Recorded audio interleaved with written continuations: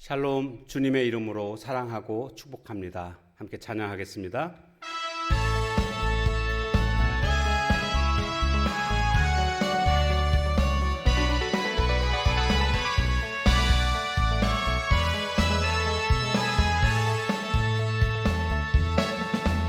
나의 반석이신 하나님, 행하신 모든 것 완전하시니,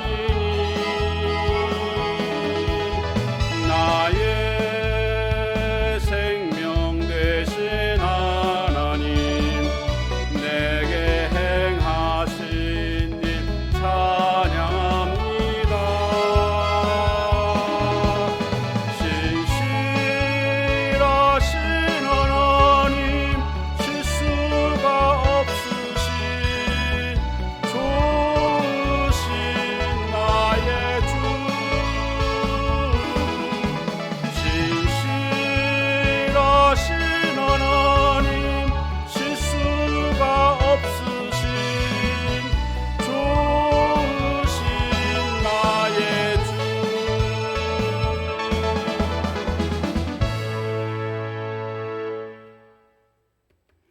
오늘 우리가 함께 나눌 말씀 본문은 요한계시록 13장 11절에서 18절까지 끝절까지입니다. 내가 보매 또 다른 짐승이 땅에서 올라오니 어린 양같이 두 뿔이 있고 용처럼 말을 하더라. 그가 먼저 나온 짐승의 모든 권세를 그 앞에서 행하고 땅과 땅에 사는 자들을 처음 짐승에게 경배하게 하니 곧 죽게 되었던 상처가 나은 자니라. 큰 이적을 행하되 심지어 사람들 앞에서 불이 하늘로부터 땅에 내려오게 하고 짐승 앞에서 받은 바 이적을 행함으로 땅에 거하는 자들을 미혹하며 땅에 거하는 자들에게 이르기를 칼에 상하였다가 살아난 짐승을 위하여 우상을 만들라 하더라. 그가 권세를 받아 그 짐승의 우상에게 생기를 주어 그 짐승의 우상으로 말하게 하고 또 짐승의 우상에게 경배하지 아니하는 자는 몇이든지 다 죽이게 하더라. 그가 모든 자 곧 작은 자나 큰 자나 부자나 가난한 자나 자유인이나 종들에게 그 오른손이나 이마에 표를 받게 하고 누구든지 이 표를 가진 자 외에는 매매를 못하게 하니 이 표는 곧 짐승의 이름이나 그 이름의 수라. 지혜가 여기 있으니 총명한 자는 그 짐승의 수를 세어보라. 그것은 사람의 수니 그의 수는 666이니라. 아멘.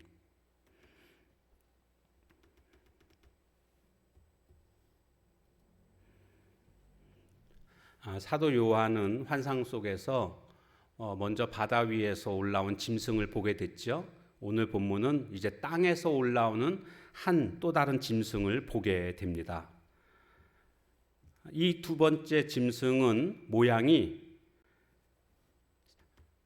어린 양 모양으로 그렇게 나타납니다. 어린 양 하면은 어린 양 대신 예수님이 떠오르지 않습니까? 그러니까 이 어린 양으로 나타나는 이 두 번째 짐승은요, 예수님처럼 그렇게 자신을 속이는 그런 자라는 것을 우리가 짐작할 수가 있습니다. 여기 두 번째 짐승은 거짓 선지자를 의미하는 것인데 마치 자신이 의인인 것처럼 예수님인 것처럼 그렇게 변장하고 나타난다. 그래서 많은 사람들을 미혹하게 한다라는 겁니다. 이 거짓 선지자, 이 둘째 짐승의 역할은 뭐냐 하면 첫째 짐승인 적 그리스도를 경배하게 하는 것이 목적입니다. 그러니까 이 거짓 선지자, 둘째 짐승이 첫째 짐승과 같은 편이라는 것을 알 수가 있습니다. 그런데 어린 양의 모습으로 옵니다. 오늘 우리 앞에 나타날 때에 그렇게 어린 양의 모습으로 아주 의인의 모습으로 나타나고 하나님의 사람으로 기독교인인 것처럼 나타날지 모르겠습니다. 그러나 결코 그게 아니라는 거죠. 거기에 미혹돼서는 안 되겠습니다. 이 시대에 내가 예수다, 내가 메시아다, 구원자다 이렇게 나타나고 있는 사람들 전부 다 거짓 선지자라고 말할 수가 있습니다. 그런데 이 둘째 짐승에게 나타나고 있는 아주 큰 특징이 있습니다. 그 특징이 뭐냐 하면 큰 이적을 행한다. 13절에 나와 있습니다. 큰 이적을 행하는데 먼저는 어떤 이적을 행하는가 보니까 엘리야처럼 불이 하늘로부터 땅에 내려오게 하는 이적을 행하게 됩니다. 그래서 우리가 이적의 선지자, 가장 큰 이적의 선지자 그러면 우리가 엘리야를 먼저 떠올리게 되지 않습니까? 그만큼 큰 이적을 행하게 됩니다. 그리고 그가 첫째 짐승을 섬기게끔 우상을 만들게 하는데 그 우상을 만들어 놓고 그 우상에 생기를 줌으로 말미암아 그 우상이 말하게 합니다.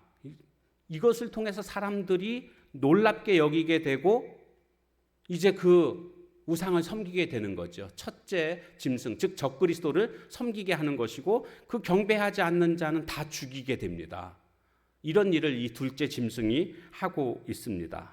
우리는 여기서 주목해야 될 것은 이적이 중요한 것이 아니다라는 것을 우리는 깨닫게 됩니다. 이적이나 체험보다는 복음과 믿음이 더 앞선다라는 겁니다.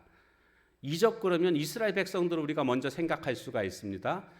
광야 생활 40년 동안에 하나님께서 그들을 이적 가운데 인도해 주셨습니다. 그럼에도 불구하고 그 이적이 그들에게 참 믿음을 주지 못했던 것을 보게 됩니다. 그러므로 이적보다는 복음을, 체험보다는 참된 믿음을 우리는 더 중요시해야 합니다.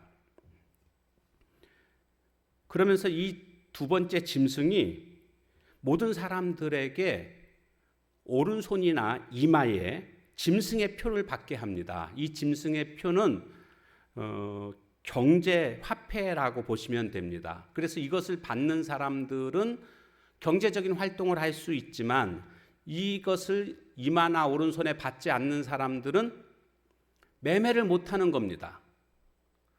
근데 이것을 받는다는 의미는 뭐냐 하면 나는 당신에게 속한 사람입니다. 나는 이 둘째 짐승 당신에게 속한 사람입니다. 라는 그런 것을 의미하는 거거든요. 그러니까 믿음을 측정하는 그런 도구가 되는 겁니다. 이거 받는 사람들은 믿음을 버리는 사람들입니다. 짐승을 섬기는 자가 되는 겁니다. 그런데 받지 않는 사람들은 믿음을 선택하는 사람들입니다. 마지막 때 바로 이와 같은 일들이 벌어지게 됩니다. 666 아주 유명하죠. 그런데 이것을 표를 받는 사람은 어떻게 되는가? 뒤에 요한계시록을 쭉 보게 되면 14장 10절에 보면 불과 유황으로 고난받게 된다라고 나와 있고요. 이 표를 받는 사람들은 19장 20절에 보면 짐승과 함께 산채로 유황 불못에 던져지게 된다라고 말씀하고 있습니다. 그러니까 이거 받으면 안 됩니다. 이마나 오른손에 이 표를 받으면 안 된다. 그래서 이게 무슨 이마나 오른손에 이게 무슨 말인가? 이게 처음에는요. 우리가 기술이 발달하지 않았을 때는 이게 잘 이해가 되지 않았는데 지금 우리가 애완견 같은데 몸 안에다 칩 넣는 거 있지 않습니까? 주인이 누군지 그 칩만 보면은 모든 걸 다 알 수 있는 것처럼 사람들도 지금은 이제 신용카드 가지고 이렇게 매매를 하지 않습니까? 근데 그것도 이제 잊어버리게 되고 그래서 나중에는 어떻게 되는가? 이마나 오른손에다가 칩을 하나 넣게 되면 그냥 그런 거 없이도 매매가 되는 거죠. 근데 그 칩을 넣지 않게 되면 매매를 못 하게 되는 겁니다. 뭐 제가 이제 이런 얘기를 했고, 근데 그것이 이마나 오른손에 칩을 꼭 넣는다 그런 뜻은 아닌데 그와 같은 일들이 벌어진다라는 거죠. 지금 실제로 또 과학기술의 발달로 말미암아 요즘에 보니까 무슨 홍채, 눈 인식하는 걸로 문을 열기도 하고 또 통장에서 돈 뺄 때도 이 홍채 가지고 이렇게 하기도 하고 막 그런 모습들도 있고요. 하여간 과학이 발달되면서 이와 같은 일들이 분명히 일어나게 될 것이다라는 것을 알 수가 있는데 그래서 보면 요즘에 무슨 666이라고 육자가 3개가 돌아가면서 삥 둘러져 있는 그런 표시를 보면서 이게 666이다, 이거 받으면 안 된다, 막 그런 사람들이 있는데요. 아직 666을 언급할 때는 아닙니다. 왜냐하면 성경을 잘 보면 이게 대환란이 거의 끝나갈 때쯤 예수님 재림하기 바로 직전에 이런 666 표를 짐승이 나타나서 적그리스도가 나타나서 이걸 받으라고 그렇게 얘기를 하게 되거든요. 거짓 선지자가요. 근데 아직 그런 상황이 아닙니다. 아직 대환란이 시작되지 않았거든요. 그러니까 지금 이런 것들로 인해서 너무 그렇게 겁먹거나 뭐 그래서는 안 됩니다. 아직 상황이 벌어지지 않았잖아요. 그리고 뭐 믿음을 강요하고 이거 믿을 것인지 안 믿을 것인지 표 받을 것인지 받지 않을 것인지 뭐 그런 게 없지 않습니까? 그런데 지금 한편에서는 이런 그 바코드라든가 무슨 666 이런 것들이 성경에서 말씀하고 있는 그것이다라고 얘기하면서 이미 벌써 시작된 것처럼 그렇게 겁을 주는 그런 모습들이 있는데요. 아직 그런 때는 오지 않았습니다. 그러니까 그것으로 인해서 너무 미리 걱정할 필요는 없다라는 것을 말씀드리고 싶습니다. 그러나 이와 같은 일들은 대환란이 시작되고 주님 오시기 바로 전에 이런 일들이 분명히 일어나게 되어 있습니다.